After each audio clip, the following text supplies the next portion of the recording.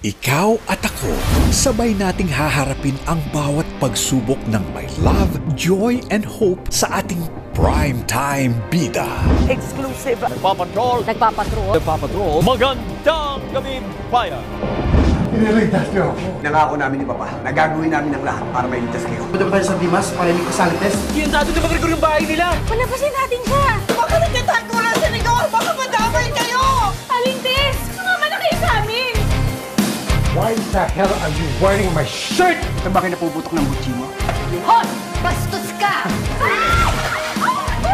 Bigyan mo ng leksyon niya magnanakaw! Tingnan nagtakas yung mga preso natin. Ang yabang mo kang sabi sa akin, hindi ako babalba, sir! Sir, kasalanan to ni Garcia. Pinatakas niya si Tanggol. Totoo ba nagkaroon ka ng pagkakataon para ni si Tanggol pero hindi mo ginawa? Wala ko yung kwenta. Kailangan kong makabawi. Tama ang naging pagkakamali ko. Huhulihin ko sila Tanggol at ibabalik sa kulungan. Ito na ang tamang panahon para magbagong buhay tayo. Para labanan natin ang lahat ng mga politiko na gumagawa ng masama sa City Hall. Nasa kamay! Walang kikilos sa masama! Sumama kayo sa akin! Hoy! Sumama ka rin mo! Ibaba mo yung baril mo. Hindi kayo susuko. Magkakamatayan tayo dito. Alam ko na kung sino ako. Alam ko na kung anong kaya kong gawin. Hindi pwede! Hahanapin nila si Edong sa lahat ng posible niyang muntahan, pagtaguan, kasama na siya ng Amorao. Dahil nandito yung targets niya. Tayo. Siguro naman mahuhuli siya agad, di ba? Is he gonna mess with our heads bago niya tayo patayin lahat? Malinaw ngayon nasa paligid na siya.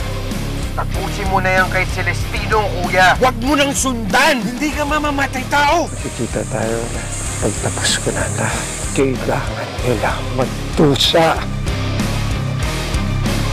Hindi naman pwedeng magsawalang kibulang ako. Kailangan nang lumabas ang katotohanan. Itong ginagawa mo! Kaharap-harap tayo sa korte. Hindi kayo kakampi sa akin. Lahat tayo hihilahin papuntang impyerno. Mga walang utang na loob! You are not and will never be good enough! Ang dapat sa'yo manahimik! Mula ngayong araw na to, ako ang ulo ng Bakunawa! Naintindihan nyo! Sa lalong madaling parang kailangan maipasara natin to at mailigtas yung mga bihag nila. Papasok mo ako. Sino yan? Boyfriend ko. Boyfriend?